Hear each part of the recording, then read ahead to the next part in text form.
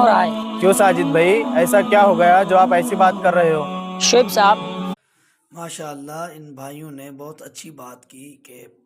ہر طرف سے یہ آواز آتی ہے کہ ہم حق پر ہیں، ہم حق پر ہیں۔ وہ دیوبند جماعت سے تعلق رکھتا ہو، وہ حیاتی ہو، وہ مماتی ہو، وہ بریلوی مکتبہ فکر سے تعلق رکھتا ہو، یا وہ اہل حدیث سے تعلق رکھتا ہو، ہر شخص یہی کہتا ہے کہ ہم حق پر ہیں۔ لیکن حق پر ہونے کی دلیل چیک کرنے کے لیے کہ یہ شخص حق پر ہے یا نہیں ہے، تو ہمیں قرآن و حدیث سے رہنمائی لینی پڑے گی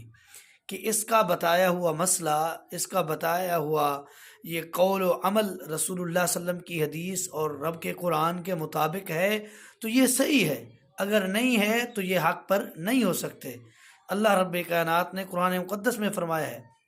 فَإِن تَنَازَعْتُمْ فِي شَيْءٍ فَرُدُّوهُ إِلَى اللَّهِ وَالرَّسُولِ